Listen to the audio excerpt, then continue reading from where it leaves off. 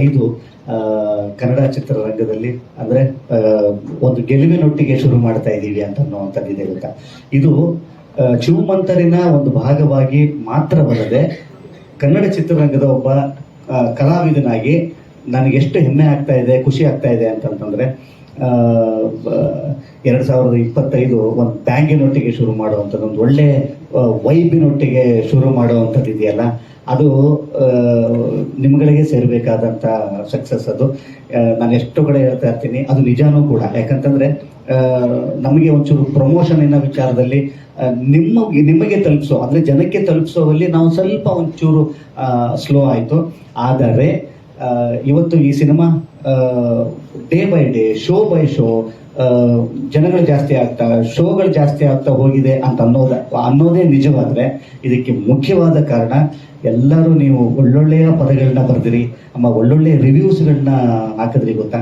ಇದು ತುಂಬ ದೊಡ್ಡ ಆನೆ ಬಲ ನಮಗೆ ಸಿಕ್ಕಂಥದ್ದು, ದೊಡ್ಡ ಆಶೀರ್ವಾದ. ಏನು ಅಂತಂತಂದರೆ ಜನ ಈ ಸಿನಿಮಾ ಚೆನ್ನಾಗಿದೆ, ನೋಡಿಲ್ವಾಗ್ರು ಫಸ್ಟ್ ಹೋಗಿ ನೋಡಿ ಅಂತ ಅನ್ನೋವಂಥದ್ದು ಇದೆ ಗೊತ್ತಾ. ಆಗ ಮಾತ್ರ ನಮ್ಮ ಸಿನಿಮಾದ ನಿಜವಾದ ಹೌದು ಗುರು ನಮ್ಗೆ ತಲುಪಿದೆ ಜನಕ್ಕೆ ಅಂತ ಅನ್ನೋವಂಥದ್ದು.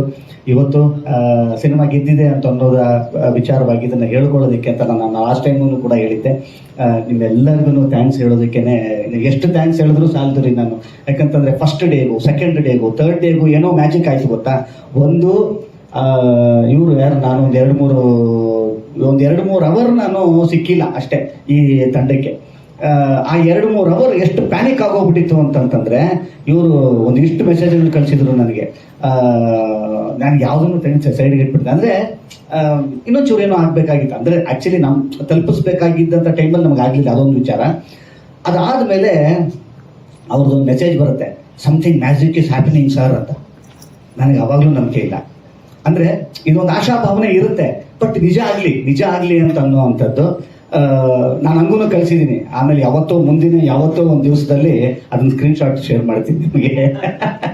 ಅದನ್ನು ಖಂಡಿತ ಮಾಡ್ತೀನಿ ನಾನು. ಯಾಕಂದರೆ ಏನೋ ನವನೀತ್ ಒಳ್ಳೇದಾದರೆ ಸಾಕು ಹಿಂಗೆ ಅಂದಿದ್ದೀನಿ. ಆ್ಯಕ್ಚುಲಿ ಹಂಗೆ ಶುರು ಆದಂಥದ್ದು ಒಂದು ಚೆನ್ನಾಗಿದೆಯಂತೆ, ತುಂಬ ಚೆನ್ನಾಗಿದೆಯಂತೆ, ಸಿನಿಮಾ ಹಿಟ್ ಅಂತೆ ಅಂತ ಬರುತ್ತೆ ಗೊತ್ತಾ.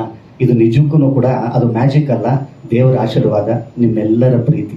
ಇಷ್ಟು ಜನರು ನೀವು ನನ್ನ ಮೇಲೆ ಇಟ್ಟಿರುವಂಥ, ಈ ತಂಡದ ಮೇಲೆ ಇಟ್ಟಿರುವಂಥ ಒಂದು ಪ್ರೀತಿ. ಯಾಕಂತಂದರೆ ಸಿನಿಮಾನ ರಿಲೀಸ್ ಮಾಡೋ ಹಂತದಲ್ಲಿ ರಿಲೀಸ್ ಮಾಡೋದಕ್ಕೇ ಎಷ್ಟೆಲ್ಲ ಕುಸ್ತಿಗಳಾಯಿತು ಅಂತ ಅನ್ನೋವಂಥದ್ದು ತರುಣ್ ಅವರೊಬ್ಬರಿಗೇ ಗೊತ್ತು. ಯಾಕಂದರೆ ಅವರೊಬ್ಬರೇ ಆ ಶೋಲ್ಡರ್ ಮೇಲೆ ಭಾರನ ತಗೊಂಡಂಥವ್ರು. ಇವತ್ತು ನನಗೆ ಫಸ್ಟ್ ಬೇಕಾಗಿದ್ದು ಇವ್ರ ಮುಖದ ಮೇಲೆ ನಗು. ಯಾಕಂದ್ರೆ ಇವತ್ತು ಇವರು ಮತ್ತು ಅವರು ನಗ್ತಾ ಇದ್ದಾರೆ ಅಂತ ಅನ್ನೋದಾದ್ರೆ ಇವತ್ತು ಇಷ್ಟು ಜನರು ಸಾರ್ಥಕತೆಯ ವಿಚಾರ. ಒಬ್ಬ ನಿರ್ಮಾಪಕ ನಗಬೇಕು ರೀ. ನಿರ್ಮಾಪಕ ನಕ್ಕ ಅಂತಂದರೆ ಅದು ನಿಜವಾದ ಸಕ್ಸಸ್ ಅನ್ನೋವಂಥದ್ದು. ಇವತ್ತು ಒಬ್ಬ ನಿರ್ಮಾಪಕ ನಗ್ತಾ ಇದ್ದಾನೆ ಅಂತ ಅನ್ನೋದಾದರೆ ಖಂಡಿತವಾಗ್ಲೂ ನೀವೆಲ್ಲರೂ ಅವ್ರಿಗೆ ಕೊಟ್ಟಿರುವಂಥ ಆಶೀರ್ವಾದ ಅದು, ನೀವು ಕೊಟ್ಟಿರುವಂಥ ಪ್ರೀತಿ ಅದು, ಅದನ್ನು ಉಳಿಸ್ಕೊಂಡು ಹೋಗುವಂಥ ಕೆಲಸ ಖಂಡಿತವಾಗ್ಲೂ ಮುಂದಿನ ಸಿನಿಮಾಗಳಲ್ಲಿ ಇನ್ನೂ ಹೆಚ್ಚು ಶಕ್ತಿ ಹಾಕಿ, ಇನ್ನೂ ಹೆಚ್ಚು ಎಫರ್ಟ್ ಹಾಕಿ, ಇನ್ನೂ ಹೆಚ್ಚು ಲವ್ ಹಾಕಿ ಮಾಡುವಂಥ ಶಕ್ತಿನ ನೀವು ನನಗೆ ಕೊಟ್ಟಿದ್ದೀರಿ, ನಮಗೆ ಕೊಟ್ಟಿದ್ದೀರಿ. ನೀವು ನನಗೆ ಕೈ ಬಿಟ್ಟಿಲ್ಲ. ಇದಕ್ಕೆ ಅರ್ಹವಾದಂಥ ಒಂದು ಟೀಮ್ ಇದಾಗಬೇಕು ಅಂತ ಅನ್ನೋ ನಿಟ್ಟಿನಲ್ಲಿ ಮುಂದೆ ನಾವು ಸಾಗುವಂಥ ಎಲ್ಲ ಶಕ್ತಿನೂ ಕೂಡ ನಿಮ್ಮಿಂದಲೇ ನಮಗೆ ಬಂದಿರುವಂಥದ್ದು. ಈ ನಿಟ್ಟಿನಲ್ಲಿ ಚೂಮಂತರ ತಂಡದ ಪರವಾಗಿ ನಾನು ಭರವಸೆ ಕೊಡ್ತೀನಿ, ಮುಂಬರುವ ದಿವಸಗಳಲ್ಲಿ ಒಳ್ಳೊಳ್ಳೆ ಸಿನಿಮಾಗಳನ್ನ ಇನ್ನೂ ಹೆಚ್ಚು ಶಕ್ತಿಯುತವಾದಂಥ ಪ್ರೀತಿ ಭರಿತವಾದಂಥ ಸಿನಿಮಾನ ಕೊಡುವಂಥ ಆಶೀರ್ವಾದ ನೀವು ಕೊಟ್ಟಿದ್ದೀರಿ. ಅದನ್ನು ನಾವು ಮಾಡ್ತೀವಿ ಅಂತ ಅನ್ನುವಂಥದ್ದು. ದರ್ಶಿನಿ ಅವ್ರಿಗೆ ಈಗ ಸಾಂಗಿನ ವಿಚಾರಕ್ಕೆ ಬರ್ತೀನಿ. ದರ್ಶಿನಿಯವರು ನಾವು ಆ್ಯಕ್ಚುಲಿ ಏನೋ ಒಂದು ಬಜೆಟ್ ಹೇಳೋಣ ಅಂದ್ಕೊಂಡಿದ್ವಿ. ಅವರೇ ಹೇಳ್ಬಿಟ್ರು, ಅದನ್ನು ಇವಮ್ಮ ಯಾಕಾರೆ ಹೇಳ್ತು, ಯಾರಿಗೂ ಗೊತ್ತಾಗ್ತಿಲ್ಲ, ಇವರೇ ಹೇಳ್ಬಿಟ್ರಲ್ಲ ಅಂತ ಅನ್ಕೊಂಡೆ. ಬಜೆಟಿಂಗ್ ಸರ್ ಇನ್ನೊಂದು ಚೂರು ಬಜೆಟ್ ಕೊಟ್ಟಿದ್ರೆ ಚೆನ್ನಾಗಿರ್ತಿತ್ತು. ಆ್ಯಕ್ಚುಲಿ ಹಂಗೇನು ಅನ್ನಿಸ್ತಾ ಇಲ್ಲ, ಅದು ಕಮ್ಮಿ ಬಜೆಟ್. ಅದನ್ನು ಕಟ್ ಮಾಡ್ಕೊಂಬಿಡಿ. ಆ್ಯಕ್ಚುಲಿ ಹಂಗೇನು ಅನ್ನಿಸ್ತಾನೆ ಇಲ್ಲ, ಇವ್ರು ಯಾಕೆ ಹಿಂಗೆ ಹೇಳಿದ್ರು ಅಂತ ಅಂದ್ಕೊಂಡೆ. ಹೋಗಿ ಬಿಡಿ, ಪರವಾಗಿಲ್ಲ. ಬಟ್ ಕಮ್ಮಿಯ ವ್ಯವಸ್ಥೆಯಲ್ಲಿ, ಕಮ್ಮಿ ಇದರಲ್ಲಿ ಈ ಮಟ್ಟಕ್ಕೆ ಬರುವಂಥದ್ದಿದೆ ಗೊತ್ತಾ. ಅದಕ್ಕೆ ಅವರು ಎಷ್ಟು ಹೋಮ್ವರ್ಕ್ ಮಾಡಿದ್ದಾರೆ ಅಂತ ಅನ್ನೋವಂಥದ್ದು. ಸುಮ್ಮನೆ ಹೋಗ್ಬಿಟ್ಟು ಲೊಕೇಶನ್ಗೆ ಹೋಗ್ಬಿಟ್ಟು ಮಾಡೋಕ್ಕಾಗಲ್ಲ ಅದು. ಅವರೆಷ್ಟು ಚೆಂದ ಹೋಮ್ವರ್ಕ್ ಮಾಡಿದ್ದಾರೆ ಅಂತಂದರೆ ಅವ್ರ ಬಾಯಲ್ಲೇ ಹೇಳಬೇಕು ಇದು ಸ್ವಲ್ಪ ಕಮ್ಮಿ ಖರ್ಚಲ್ಲಾಗಿದೆ ಅಂತ. ಇಲ್ಲಾಂದರೆ ಗೊತ್ತೇ ಆಗ್ತಾ ಇರಲಿಲ್ಲ. ಅವರು ಡಾನ್ಸಿನ ವಿಚಾರಕ್ಕೆ ಅಂತ ಬರ್ತೀನಿ. ಅವರು ನನ್ನ ಮೊದಲನೆಯ ಇದಕ್ಕೆ ಫಸ್ಟ್ ಸಾಂಗಿಗೆ ಇವರು ರಿಹರ್ಸಲ್ಗೆ ಅಂತ ಆಯ್ತು. ಯಾರು ದರ್ಶಿನಿ ಅಂತ ಸರ್, ಒಂದು ಹೊಸ ಹುಡುಗಿ ಡ್ಯಾನ್ಸು ಮಾಡ್ತಿದ್ದಾರೆ. ಓಕೆ ಪರವಾಗಿಲ್ಲ. ನನಗೆ ಆಮೇಲೆ ಫಸ್ಟ್ ಆಫ್ ಆಲ್ ನಾನು ಡ್ಯಾನ್ಸ್ ಮಾಡಿನೇ ಪ್ರೀ ಕೋವಿಡ್ ನಾನು ಡ್ಯಾನ್ಸ್ ಮಾಡಿದ್ದು. ಕೋವಿಡ್ ಆದಮೇಲೆ ಡ್ಯಾನ್ಸೇ ಮಾಡಿಲ್ಲ ನಾನು. ಆಮೇಲೆ ಫಸ್ಟ್ ಆಫ್ ಆಲ್ ನನಗೆ ಡ್ಯಾನ್ಸ್ ಅಂತಂದು ನಾವಾಗೇ ಡ್ಯಾನ್ಸ್ ಮಾಡ್ಕೊಳ್ಳೋವಂಥವ್ರಲ್ಲ. ಯಾರು ಈಗ ಬಂದು ರುಬ್ಬಿದ್ರೇನೆ ನಾವು ಡ್ಯಾನ್ಸರ್ ಒಬ್ಬನ ಎದ್ದೇಳ್ತಾನೆ ಒಳಗಿಂದ. ಇಲ್ಲ ಅಂತಂದರೆ ಇಲ್ಲೇ ಮರ್ತೇ ಹೋಗ್ಬಿಟ್ಟಿರುತ್ತೆ ಡ್ಯಾನ್ಸು. ಸರಿ, ಯಾರೋ ಇವ್ರು ಹೇಳಿದ್ರಲ್ಲ ಹುಡುಗಿ ಅಂತಂದರೆ ಪರವಾಗಿಲ್ಲ, ಏನೋ ಹುಡುಗಿ ಅಂತಂತಂದರೆ ಸ್ವಲ್ಪ ಮೂಮೆಂಟ್ಸ್ ಎಲ್ಲ ಒಂಚೂರು ಆರಾಮಾಗಿ ಹಾಕಿರ್ತಾರೆ ಅಂತ ಅಂದ್ಬಿಟ್ಟು ಇದಾಯಿತು. ಇವ್ರು ಬಂದರು ಮನೆಗೆ ಬಂದುಬಿಟ್ಟು, ಸರ್ ನಿಮ್ಗೊಂದು ವಿಡಿಯೋ ಕಳಿಸಿದ್ದೀನಿ ನೋಡಿ ಅಂತಂದರು. ಆಗಲೇ ಇವರು ಒಂದು ವಿಡಿಯೋ ಮಾಡಿದರು, ಟಟ ಅಂತ. ಅದು ಹೆಂಗಿದೆ ಅಂದರೆ ಮೊಬೈಲಲ್ಲಿ ನೋಡ್ತಾ ಇದ್ದೀನಿ, ಇವ್ರು ನೋಡ್ತಾ ಇದ್ದೀನಿ, ಇವರೇನಾ ಇವರು ಅಂತ. ನನಗೆ ಸರ್ ನಾನು ನಿಜ ಹೇಳ್ತೀನಿ, ಇದು ನನಗೆ ಕರೆಕ್ಟಾಗಿ ಒಂದು ಇಷ್ಟೋ ಟಚ್ ಮಾಡಬೇಕು ಅಂತಂದ್ರೆ ಒಂದು 3-4 ತಿಂಗಳು ಬೇಕು ನನಗೆ ಅಂತ. ಮೇಲೆ ಅವತ್ತೇನು ರಿಹರ್ಸಲ್ ಮಾಡಲಿಲ್ಲ, ಸುಮ್ಮನೆ ನಾನೇ ನೋಡ್ತೀನಿ. ನಾನು ಅವ್ರಿಗೇನೋ ಒಂದು ಸುಳ್ಳು ಹೇಳಿದೆ, ನಾನು ಫಸ್ಟೇ ರಿಹರ್ಸಲ್ ಮಾಡಲ್ಲ, ನಾನು ಫಸ್ಟೇ ಬರೀ ನೋಡ್ಕೊತೀನಿ. ಇದು ನನ್ನ ಸ್ಟೈಲು ಅಂದೆ. ದೇವರೇ ನನ್ನ ಸ್ಟೈಲ್ ಅದಲ್ಲ, ದೇವರೇ ನನ್ನ ಸ್ಟೈಲ್ ಅಲ್ಲ. ಫಸ್ಟ್ ಅವ್ರನ್ನ ಕಳಿಸ್ಬೇಕಾಗಿತ್ತು ನಾನು. ಇವತ್ತು ಅಕಸ್ಮಾತ್ ಏನಾದ್ರು ನಾನು ಅವತ್ತು ಮೂವ್ಮೆಂಟ್ ಮಾಡಿಬಿಟ್ಟಿದ್ರೆ ಇವ್ರು ಆ್ಯಕ್ಚುಲಿ ಭಯ ಬಿದ್ದುಬಿಡ್ತಿದ್ರು. ಯಾಕಂದ್ರೆ ಪಾಪ ಸಾರ್ ಇದು ನನ್ನ ಮಕ್ಕಳನೇ ಸಾಂಗ್ ಸಾರ್, ಸಖತ್ತಾಗಿ ಮಾಡಬೇಕು ಸಾರ್ ಅಂತ ಎಲ್ಲ ಬರೋನವ್ರು. ಅಯ್ಯೋ ಪಾಪ ಇವ್ರು ಇಷ್ಟೊಂದು ಪ್ರೀತಿ ಇಟ್ಕೊಂಡ್ಬಿಟ್ಟಿದೆ ಇವಮ್ಮ, ನಾನು ಬರೀ ಕೆಟ್ಟದಾಗ ಡ್ಯಾನ್ಸ್ ಮಾಡಿಬಿಟ್ರೆ ಪಾಪ ವಾಯ್ತು ಗುರು ಇದು ಅಂತ ಅನ್ಕೊಂಡ್ಬಿಡ್ತಾರೆ ಅಂತ ಅವ್ರನ್ನ ಕಳಿಸ್ದೆ ನಾನು. ನೀವು ಸುಮ್ಮನೆ ನೋಡಿ ನನ್ನ ಮೂಮೆಂಟ್ ಎಲ್ಲ ನೋಡಿ ನೀವು, ಅದೆಲ್ಲ ಒರಿಜಿನಲ್ ಮೂಮೆಂಟು. ನಾನು ಇದೇ ಒರಿಜಿನಲ್ ಮೂಮೆಂಟ್ ಏನೋ ಅಂತ ನಿಮ್ಗೆಲ್ಲರೂ ಅನ್ನಿಸ್ತಾ ಇರಲಿ ಅಂತ ಅನ್ಕೊಂಡು ಸುಮ್ಮನಾಗಿದ್ದೆ. ಇವ್ರು ಒಂದು ವಿಡಿಯೋ ಬಿಟ್ಟರು, ಮುಂದ್ಗಡೆ ಇವರು ಡ್ಯಾನ್ಸ್ ಮಾಡ್ತಾವ್ರೆ, ಹಿಂದ್ಗಡೆ ನಾನು ಮಾಡ್ತಾ ಇದ್ದೀನಿ. ಅದು ನೀವೇ ಯೂಟ್ಯೂಬಲ್ಲಿ ಹಾಕಿದ್ರಿ ಅಂತ ಕಾಣಿಸುತ್ತೆ. ನಾನು ಸುಮಾರು ಇದ್ರಲ್ಲಿ ಕಮೆಂಟಲ್ಲಿ ನೋಡ್ತಾ ಇದ್ದೀನಿ ನಾನು. ಅದು ಯಾವ್ದು ಆದರ್ಶಿನಿ ಕರೆಕ್ಟ್ ಹಿಂದ್ಗಡೆ ಅದು ಯಾರೊಬ್ರು ಕಮೆಂಟ್, ಫಸ್ಟ್ ಕಮೆಂಟೆ ಕೊರಿಯೋಗ್ರಾಫರ್ ರಾಕ್ಸ್ ಶರಣ್ ಶಾಕ್ಸ್ ಅಂತ. ಇದು ಬೇಕಾಗಿತ್ತ ನನಗೆ? ಅಲ್ಲಿ ತನಕ ಬೆಸ್ಟ್ ಡ್ಯಾನ್ಸರ್ ನಾನು, ಸಾಕಾತು ಡ್ಯಾನ್ಸರ್ ಅಂತಿತ್ತು. ಇವಮ್ಮ ಅದೊಂದು ಹಾಕಿದ್ರಲ್ರಿ ವಿಡಿಯೋ, ಅವಾಗ ಆ್ಯಕ್ಚುಲಿ ಹೇಳ್ಬೇಕು ಅಂತಂದ್ರೆ ಅದು ನಿಜವಾದ ಮೂಮೆಂಟು. ಹಂಗೆ ಮಾಡಬೇಕಾಗಿತ್ತು ನಾನು. ಶರಣ್ ಶಾಕ್ಸ್ ಬಹಳ ಚಂದ, ತುಂಬ ಒಳ್ಳೆಯ ಕನ್ನಡ ಚಿತ್ರರಂಗಕ್ಕೆ ಮುಂಬರುವ ದಿವಸಗಳಲ್ಲಿ ಒಂದು ಅಸೆಟ್ ಆಗುವಂಥ ಕೊರಿಯೋಗ್ರಾಫರ್ ಇವತ್ತು ಈ ಚಿತ್ರದ ಮುಖಾಂತರ ಬರ್ತಾ ಇದ್ದಾರೆ ಅಂತ ಅನ್ನೋದಾದರೆ, ಚೂಮಂತರ ನೆನೆಸ್ಕೊಳ್ಳಿಕ್ಕೆ ನಾವು ಇನ್ನೂ 10 ವರ್ಷ ನೆನೆಸ್ಕೊಳ್ಳಿಕ್ಕೆ ಹಲವಾರು ಕಾರಣಗಳು. ಏನಕ್ಕೆ ಅಂತಂದರೆ ಈ ಥರದವರೆಲ್ಲ ನಮ್ಮ ಜೊತೆಯಲ್ಲಿ ಇರುವಂಥದ್ದು. ಆಮೇಲೆ ನಮ್ರತ ಅವರು ಭಾಳ ಪ್ರೀತಿಯಿಂದ ಒಂದು ಸ್ಪೆಷಲ್ ಅಪೀರಿಯನ್ಸ್ ಅಂದರೂ ತಪ್ಪಾಗಲ್ಲ. ಅವರು ಪ್ರೀತಿಯಿಂದ ಈ ಸಿನಿಮಾದ ಒಂದು ಬಹಳ ಅಮೂಲ್ಯವಾದಂತಹ ಒಂದು ಭಾಗ ಆಗಿದ್ದಾರೆ.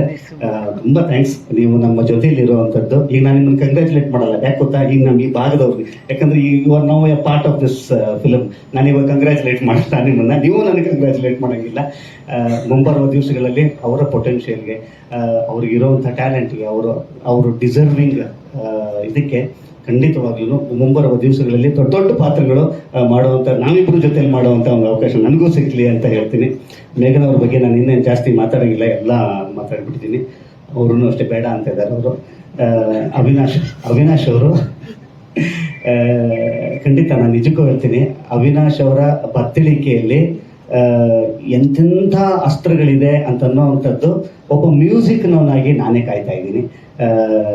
ಯಾಕಂತಂದರೆ ಅವ್ರಿಗೆ ಗೊತ್ತು ನನಗೆ, ಅವ್ರಿಗಿದ್ದಂಥ ಚಾಲೆಂಜಸ್ ಈ ಸಿನಿಮಾದಲ್ಲಿ.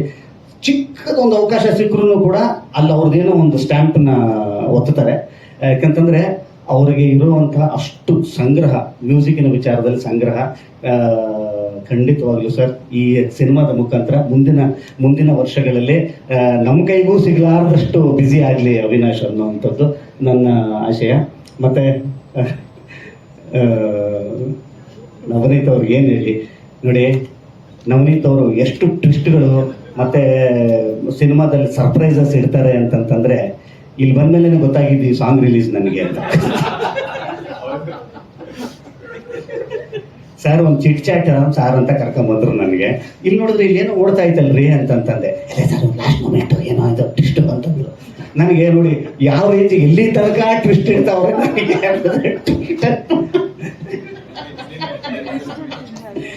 ಗೊತ್ತಿಲ್ಲ ನಿಮಗೆ.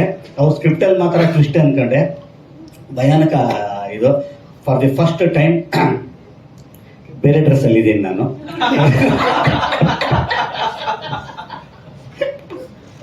ಬೇರೆ ಡ್ರೆಸ್ ಅಲ್ಲಿ ಇದ್ದೀನಿ. ಅದು ಟ್ವಿಸ್ಟ್ ಅವ್ರಿಗೆ, ಯಾಕಂದ್ರೆ ಇದನ್ನ ಅವ್ರಿಗೆ ಹೇಳಕ್ಕೆ ಬಿಟ್ಟಿಲ್ಲ ನಾನು. ಸರ್ ಅದೇ ಆ ಚೂಮಂತ ಟಿ ಶರ್ಟ್ ಅಂತಾರೆ ಅಂದ್ಬಿಟ್ಟು ಯಾಕೋ ಮೈಗೂ ಸರ್ ಇಲ್ಲ ನಾನು ಅದಂತ ಹಂಗೆ ಇಟ್ಟಿದ್ದೀವಿ. ನವನೀತ್ ಅವರು ಮಲ್ಟಿ ಟ್ಯಾಲೆಂಟೆಡ್ ಅಂತಂದ್ರೆ ತಪ್ಪಾಗಲ್ಲ. ಇವತ್ತು ಇನ್ನೊಂದು ಟ್ಯಾಲೆಂಟ್ ಅವ್ರದ್ದು ಗೊತ್ತಾಗಿದ್ದು ನನಗೇನು ಅಂತಂದ್ರೆ, ಈ ಸಿನಿಮಾದಲ್ಲಿ ಅವ್ರು ಹಾಡಾಡಿದ್ದಾರೆ ಅಂತ. ನನಗೆ ಯಾವ್ಯಾವ ವಿಚಾರಕ್ಕೆ ನನ್ನ ಹೊಟ್ಟೆ ಮೇಲೆ ಕಲ್ಲಾಗ್ತಾರೆ ಅಂತ ಗೊತ್ತಿಲ್ಲ. ನನಗೆ ಅಷ್ಟೋ ಅಲ್ಲಿ ಇಲ್ಲಿ ಆಡ್ಕೊಂಡೇನೋ ಇದ್ದೆ. ನಾನೇ ಆಡಿದ್ದೀನಿ ಸರ್ ಅಂತಾರೆ. ನಿಜ ಹೇಳ್ತೀನಿ, ತಮಾಷೆಗೆ ಹೇಳ್ತೀನಿ ಕೇಳಿ. ನಾವು ಯೂಶಲಿ ಒಂದು ಅಗ್ರಿಮೆಂಟಲ್ಲಿ ನಮ್ದು ಏನಿರುತ್ತೆ ಅಂತಂದರೆ, ಅಂದರೆ ಪೇಮೆಂಟಿನ ವಿಚಾರಕ್ಕೆ, ಅಂದರೆ ರೆಗ್ಯುಲರ್ ಇದರಲ್ಲಿ ಪೇಮೆಂಟಿನ ವಿಚಾರಕ್ಕೆ ಏನಿರುತ್ತೆ ಅಂದರೆ, ಡಬ್ಬಿಂಗ್ ಟೈಮಲ್ಲಿ ಡಬ್ಬಿಂಗಿಂತ ಮುಂಚೆ ಒಂದು ಪೇಮೆಂಟ್ ಇರುತ್ತೆ ಅಂತ. ಇವ್ರು ಇದಾರಲ್ಲ, ಎಲ್ಲರ ವಾಯ್ಸು ಅವರೇ ಮಾತಾಡ್ತಾರೆ. ಎಲ್ಲರ ವಾಯ್ಸು ಅವರೇ ಮಾತಾಡಿದ್ದಾರೆ. ಇನ್ನೂ ಈ ಪಿಕ್ಚರಲ್ಲಿ ಯಾರ್ಯಾರು ವಾಯ್ಸ್ ಮಾತಾಡಿದ್ದಾರೆ ಅಂತ ಅನ್ನೋಂಥದ್ದು ನಾನು ನಿಧಾನಕ್ಕೆ ಆಮೇಲೆ ಹೇಳ್ತೀನಿ. ಅದಕ್ಕೆ ನಾನೇ ಅನ್ಕೊಂಡೆ, ಸರ್ ಇನ್ಮೇಲೆ ಅಗ್ರಿಮೆಂಟ್ ಡಬ್ಬಿಂಗಿಗಲ್ಲ, ಶೂಟಿಂಗ್ ಟೈಮಿಗೆ ಮುಗಿದ. ಇವ್ರ ಟ್ಯಾಲೆಂಟ್ ನನ್ನನ್ನು ಬಹಳ ಜಾಗೃತರಾಗಿ ಮಾಡಿರೋವಂಥದ್ದು. ನನಗೂ ನನ್ನ ವಾಯ್ಸನ್ನು ಅವರೇ ಮಾತಾಡೋದು. ಅಂದರೆ ಫೈನಲ್ ಅಲ್ಲ, ಅದು ಡಬ್ಬಿಂಗಿನ ಹಂತದಲ್ಲಿ ನಾನು ಡಬ್ಬಿಂಗ್ ಮಾಡೋ ಟೈಮಲ್ಲಿ ಈ ನಂತರನೇ ಇದೆಲ್ಲಪ್ಪ, ಸೇಮ್ ಇದು ನಂದು ಇಂಟೋನೇಷನ್ನು, ನಂದು ಟೂನು ಎಲ್ಲ ನಂದೇ ಇದೆ. ಹೆಚ್ಚು ಕಮ್ಮಿ ಒಂದು 40-50% ಎ ಐ ಮಾಡಿರೋದು ಸರ್. ಅಂದ್ರೆ ಲೈಕ್ ಟೆಕ್ನಾಲಜಿ, ಅದರಿಂದ ನೀವು ಇದ್ದೀರಾ ಫೀಲ್ಡ್ ಇರಲಿ ಅಂತ. ಆ ಎ ಐ ನೀವು ಅಲ್ಲ. ಆಕ್ಚುಲಿ ಏನ್ ಗೊತ್ತಾ, ನೀವು ಫ್ಲಾಟ್ ಆಗಿ ಮಾತಾಡಿದ್ರೆ ಬರಲ್ಲ. ನೀವು ಒಂಚೂರು ಆ ಇಂಟೋನೇಷನ್ಸ್ ಎಲ್ಲ. ಸೊ ಒಳ್ಳೇದಾಗ್ಲಿ. ಅವರ ಇನ್ನೊಂದಿಷ್ಟು ಟ್ಯಾಲೆಂಟ್ ಹೊರಗಡೆ ಬರಲಿ. ಏನಂತಂದ್ರೆ, such wonderful person to work. ಇವತ್ತು ನನಗೆ ಈ ಸಿನಿಮಾದ ನಿಜವಾದ ದೊಡ್ಡ ಶಕ್ತಿ ಅಂತ ನಾವು ಹಿಂದ್ಗಡೆ ನೋಡಿ, ಅವ್ರು ಎಲ್ಲೂ ಮುಂದೆ ಬರಲ್ಲ ಅವರು ಅಂತ ಯಾರೋ ಇದ್ದಾರೆ ಅಂತ ಅನ್ನೋದಾದ್ರೆ, it is one and only Navneet ಅವರು. ಒಂದಕ್ಕಿಂತ ಒಂದು ಹಿಟ್ ಸಿನಿಮಾ. ಮೂರನೇ ಕಾಂಬಿನೇಷನ್ ಯಾವಾಗ ನೋಡ್ಬೋದು? ಮೊದಲನೇ ಪ್ರಶ್ನೆ. ಆದ್ರೆ ಎರಡನೇ ಪ್ರಶ್ನೆ, ಒಂದು ಸಿನಿಮಾದ ಸಕ್ಸಸ್ ಒಬ್ಬ ಹೀರೋ ಕರಿಯರ್ ನಲ್ಲಿ ತುಂಬಾ ಬೂಸ್ಟ್ ಅಪ್ ಮಾಡುತ್ತೆ. ಸೊ ಆ ಬೂಸ್ಟ್ ಅಪ್ ಈ ಚಿತ್ರದ ಮೂಲಕ ನಿಮಗೆ ಯಾವ ತರ ಸಿಕ್ಕಿದೆ? ಜೊತೆನಲ್ಲಿ ಮುಂದಿನ ದಿನಗಳಲ್ಲಿ ಯಾವ ರೀತಿಯ ಚಿತ್ರಗಳನ್ನು ನಾವು ಎಕ್ಸ್ಪೆಕ್ಟ್ ಮಾಡಬಹುದು? ಫಸ್ಟ್ ಹೇಳ್ತೀನಿ ನಾನು, ನನಗೆ ಅಂತಲ್ಲ, ಅಂದ್ರೆ ನಾಯಕ ನಟನಿಗೆ ಅಂತಾನೆ ಅಲ್ಲ, ಪ್ರತಿಯೊಬ್ಬರು ಕಲಾವಿದರಿಗೂ, ಪ್ರತಿಯೊಬ್ಬ ಟೆಕ್ನಿಷಿಯನ್ಗೂ ಕೂಡ ಸಕ್ಸಸ್ ಅನ್ನುವಂಥದ್ದು ಇಂಪಾರ್ಟೆಂಟು ಮತ್ತು ಇನ್ನೆವಿಟಬಲ್, ಭಾಳ ಅನಿವಾರ್ಯನೂ ಹೌದು ಸರ್. ನಮಗೆ ಹೆಂಗಿರುತ್ತೆ ಅಂತಂದರೆ, ಎಂಥ ಬ್ರೀದರ್ ಅಂತಂದರೆ, ದೇವ್ರಿಗೆಲ್ಲ ನಾನು ನೆನೆಸ್ಕೊಳ್ತಾ ಇರೋದು ಏನಕ್ಕೆ ಅಂತಂತಂದರೆ, ಸಕ್ಸಸ್ ಅನ್ನೋವಂಥದ್ದು ಎಷ್ಟು ಅಮೂಲ್ಯವಾದಂಥದ್ದು ಅನ್ನೋದಕ್ಕೆ. ಯಾಕಂದರೆ ನನ್ನ ಗ್ರಾಫನು ಹಿಂಗೆ ಏನಿಲ್ಲ, ಹಿಂಗೆ ಆಗಿರೋ ಅಂಥದ್ದು. ಹಂಗೆ ಬಂದಾಗ ಒಂದು ಭಗವಂತ ಏನೋ ಆ ಥರದ್ದು ಒಂದು ಟೀಮಿನ ಮುಖಾಂತರ ಕೊಡ್ತಾನೆ, ಗೊತ್ತಾ. ಅದಕ್ಕೆ ಚಿರಋಣಿ. ಆಮೇಲೆ ಇನ್ನೊಂದು, ನನಗೆ ಈ ಸಿನಿಮಾದ ಸಕ್ಸಸ್ ಇನ್ನೂ ಜಾಸ್ತಿ ಇಂಪಾರ್ಟೆಂಟ್ ಏನಕ್ಕೆ ಅಂತ ಹೇಳ್ತೀನಿ. ಇದು ಬೇರೆ ಏನೋ ಟ್ರೈ ಮಾಡಿದ್ದೀನಿ ನಾನಿಲ್ಲಿ. ಇದು ನನ್ನ ರೆಗ್ಯುಲರ್ ಫಾರ್ಮ್ಯಾಟಿನ ಕ್ಯಾರೆಕ್ಟರ್ ಅಲ್ಲ, ರೆಗ್ಯುಲರ್ ಫಾರ್ಮ್ಯಾಟಿನ ಸಿನಿಮಾ ಅಲ್ಲ, ಹಳೆ ಶರಣ್ ಅಲ್ಲ. ಇದು ಈ ಥರದ ಸಿನಿಮಾಗಳು ಚೆನ್ನಾಗಾದಾಗ ನನಗೆ ಒಂದಿಷ್ಟು ಬೇರೆ ಬೇರೆ ಥರದ ಪಾತ್ರಗಳು ಮಾಡುವಂಥ ಬಾಗಿಲುಗಳು ಓಪನ್ ಆಗುತ್ತೆ. ಇಲ್ಲ ಅಂದರೆ ಸ್ಟ್ರಕ್, ಯಾವುದೋ ಒಂದೇ ಒಂದು ಇದಕ್ಕೆ ನಾವು ಫಿಕ್ಸ್ ಆಗಬೇಕಾಗುತ್ತೆ. ಫಿಕ್ಸ್ ಆದರೆ ನನಗೇನು ತಪ್ಪಿಲ್ಲ. ನಾನೇನೆ ನೋಡ್ತಾ ಇದ್ದೀನಲ್ಲ ಇವತ್ತು, ಆಡಿಯನ್ಸಿನ ಸಿನಿಮಾ ನೋಡುವ ವೈಖರಿ ಇದೆ ಗೊತ್ತಾ. ಅವರೇನೆ ಬೇರೆ ಬೇರೆ ಥರ ಸಿನಿಮಾಗಳನ್ನ ಕೇಳ್ತಾ ಇದ್ದಾರೆ. ಸೊ ನಾನೇ ಯಾವುದೋ ಒಂದು ರೆಗ್ಯುಲರ್ ಫಾರ್ಮ್ಯಾಟಿನ ಸಿನಿಮಾನ ಅನೌನ್ಸ್ ಮಾಡಿದೆ. ಫಸ್ಟ್ 2 ಕಮೆಂಟ್ ಬೀಳುತ್ತೆ, ಗುರು ಇದನ್ನ ಬಿಟ್ಟು ಹೊರಗಡೆ ಬರಲ್ವಾದ್ರು ನೀನು ಅಂತ. ಆಯ್ತಾ, ಇಲ್ಲಿ ಹೆಂಗೆ ಬರುತ್ತೆ ಗೊತ್ತಾ ಸರ್, ಎಷ್ಟು ಚಾಲೆಂಜಿಂಗ್ ಅಂದರೆ ಸಿನಿಮಾನ ನಾನು ಆಯ್ಕೆ ಮಾಡ್ಕೋಬೇಕಾದ್ರೆ. ಯಾಕಂದ್ರೆ ನನ್ನ ಒಂದು ಜರ್ನಿ ಒಂದು ಥರದಲ್ಲಿ ಬಹಳಷ್ಟು ವರ್ಷಗಳು ಕಳೆದಿದ್ದೀನಿ, 100 ಸಿನಿಮಾಗಳು ಮಾಡಿದ್ದೀನಿ ಒಂದೇ ವೈಖರಿಯಲ್ಲಿ. ಅದನ್ನ ಚೇಂಜ್ ಮಾಡುವಂಥದ್ದು ಇದೆಯಲ್ಲ, ಅದು ಬರೀ ನನ್ನ ಆಸೆ ಆಗಿರಬಾರ್ದು, ಜನಗಳ ಅಪೇಕ್ಷೆನೂ ಆಗಿರಬೇಕು.